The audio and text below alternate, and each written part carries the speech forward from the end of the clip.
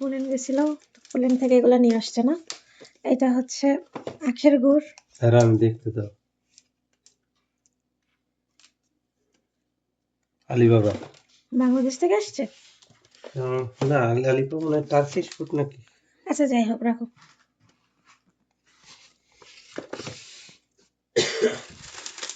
এটি বাংলাদেশ। সামাই। প্রাণ প্রাণ। হ্যাঁ, পোল্যান্ডে তো বাংলাদেশের জিনিস পাওয়া যায়। প্রাণের বাট এগুলো হচ্ছে মানে বিদেশে রপ্তানি করবো ওই পারপাসে। ওইভাবে বানাইছে আর কি, প্যাকেট হুম। করা। আচ্ছা রাখো। প্রাণ এগ্রো।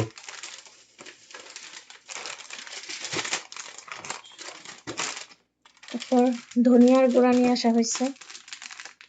একেবারে বাংলাদেশি। হুম হুম। চিন্তা করো, পোল্যান্ডে সব পাওয়া যায় বাংলাদেশ থেকে। আর এটা হচ্ছে করলা। অনেকদিন পর।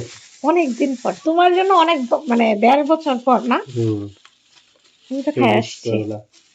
আচ্ছা, অনেক দামি জিনিস। হুম। ওকে, রাখো। ফ্রিজে রাখা লাগবে। আচ্ছা, এটা পরে রাখো। দেখি এখানে কি আছে। এখানে আছে ফিশ। এখানে আছে এই ইলিশ মাছ। এটা কি বলে?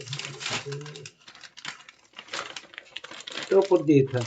হচ্ছে ইলিশ মাছ। আচ্ছা রাখো, এটা রাখো। এটি হুম।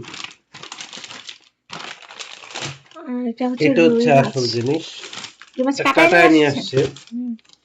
এটা ভালো হচ্ছে বড় সাইজের রুই মাছ। মোটামুটি একটা রুই মাছে এতটুকু কয় কেজি? আচ্ছা রাখো।